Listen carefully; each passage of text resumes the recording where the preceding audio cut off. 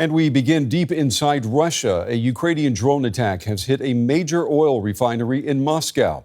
Ukrainian President Volodymyr Zelenskyy says the strike, thought to be the biggest to hit Moscow since the war began, came in response to Russia's attack on a historic monastery in Kyiv earlier this week. Russian Foreign Minister Sergei Lavrov says that Moscow will carry out massive coordinated strikes in retaliation. Here's the latest. A Ukrainian drone finds its target. The roof of this fuel storage tank tossed high into the air.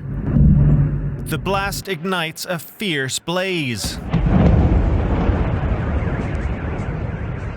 And it soon covers the skies over the Russian capital in thick smoke. Highway traffic was halted and flights were cancelled. Kyiv says the tide of the war is turning.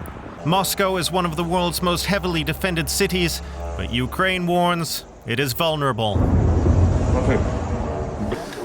President Volodymyr Zelenskyy called the attack a response to Russian strikes on Kyiv days ago that damaged a 1,000-year-old Orthodox Christian monastery.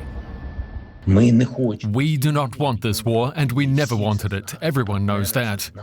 And we certainly do not want Ukraine to burn because of the enemy. But if Ukraine burns, then your Moscow will burn too.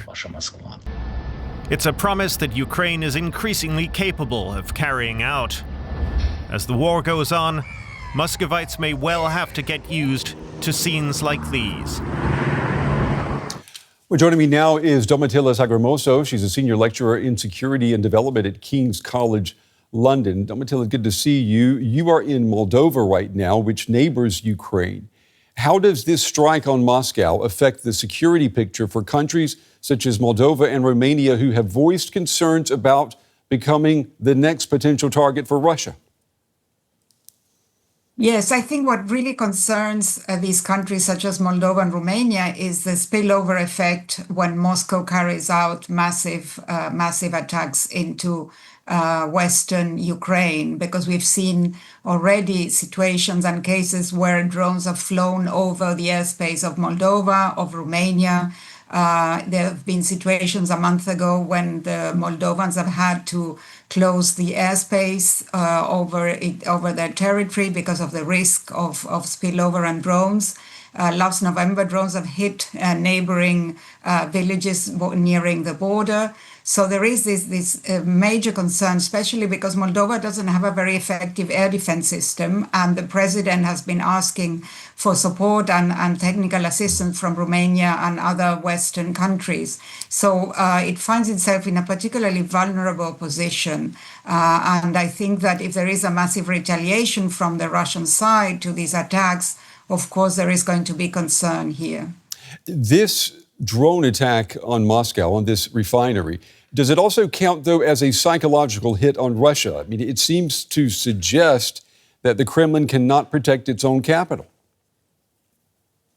Yes, I think that what the Ukrainians are trying to show, as indicated also by the words of President Zelenskyy, is that they are not, that Russians are not immune to any of the kinds of attacks that the Ukrainians are, and that the capital can also be at risk of attacks. So, it certainly has a psychological and a symbolic value, because we're talking about Moscow, which is a city that is a highly, defended city with air defense systems. But of course, there are holes, and it is not possible to cover the city's protection 100%. We must remember that this is also part of the strategy. The Ministry of Defense of Ukraine has made it clear that there are three elements in the strategy, in the military strategy: air protection, land advancements, and also hitting the economy, hitting the Russian war chest by hitting, for example, refineries, oil terminals. So anything to do with the energy infrastructure of Russia, which is helping to finance the war effort. So there are a variety of elements here that need to be taken into account. We had Russia's strike on a historic monastery a few days ago. Now we have this refinery attack. Do these kinds of attacks mean that we are heading into an unpredictable and perhaps an uncontrollable new chapter in this war? It is possible. I mean, there is concern in Ukraine that potentially Russia might try to hit also at the centers, the political centers of power, and that this, the attack on the Lavra Peches Lavra monastery is in a certain way an escalation, a sense that Moscow doesn't have any sense of limitation anymore, and that some sort of potentially agreed, red lines are now being crossed. But I think that we are not really at the situation where we can see a massive escalation to, for example, anything close to the use of tactical nuclear weapons. I think we're still far away from that, even though we know that there are, elements in Moscow, the more sort of radical nationalist figures that are calling for hitting Ukraine really hard. But of course, the Kremlin understands that there is a very high risk of escalation that could also backfire. Okay. Domitilla Sagramoso from King's College London joining us tonight from Moldova. Domitilla, as always, we appreciate your time. Thank you. Thank you. Well, for more on this, let's bring in Marina Miron. She's a military expert at King's College London, joining us today from Munich. Marina, first, let's take a look at this massive drone assault by Ukraine on that oil refinery in Moscow. Do you think it was a deliberate choice to launch this attack the night before Zelenskyy meets with his European counterparts? Good afternoon, Terry. Well, certainly, diplomatically speaking, it would look good for Ukraine if it was deliberate indeed. Then it would strengthen Zelensky's position at G7, of course, and show Ukraine's long-range capacity, Ukraine's technological advancement, and of course, convince the participants, most specifically the US President Donald Trump, to throw support behind Ukraine, because this way Ukraine is hoping to demonstrate to the international community that Russia is not winning, and therefore there is a chance for Ukraine to create a window of opportunity to create more pressure on Russia with the help of the Europeans and of course the United States, as well as open potential dialogue.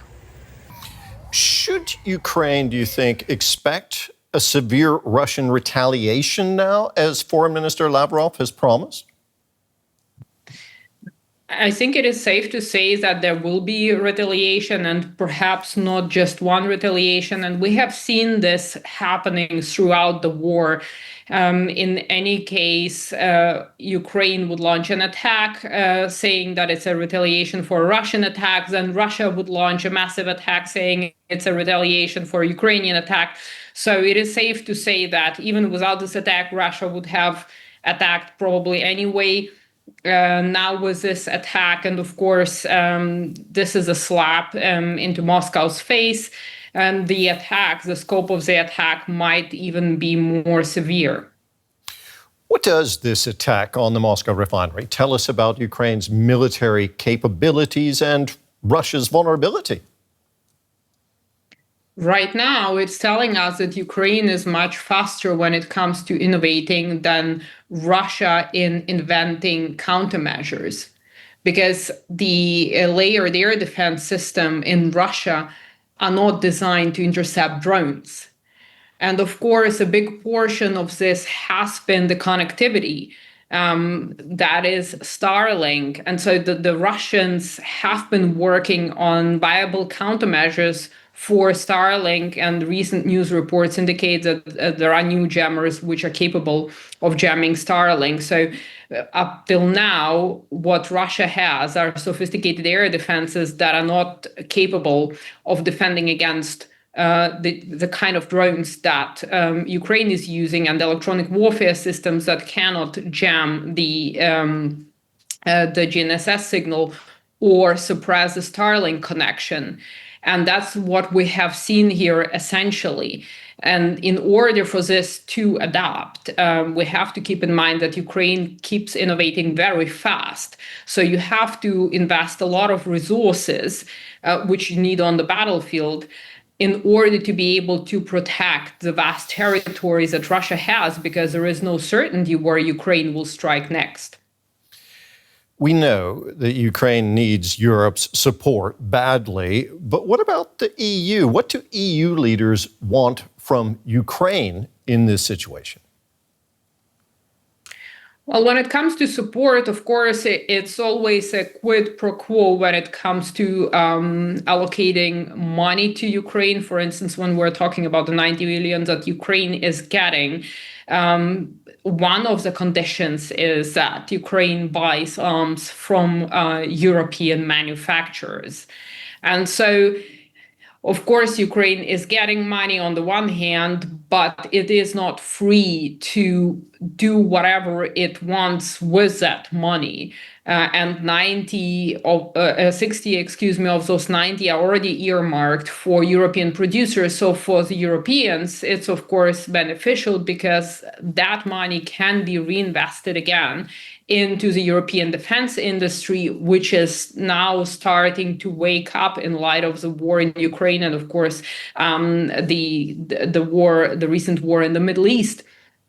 And of course, the other conditions for Ukraine are connected also with Ukraine accession talks regarding the EU membership, namely reforms, institutional reforms, anti-corruption, democratic rule, freedom of press, and things like that. So there is quite a lot that Ukraine has to do on the governmental level in order to meet all the requirements that the European countries are expecting Ukraine to pursue in order to receive what Ukraine wants. Marina, thank you very much. As always, that was military analyst Marina Miron. Thank you for having me.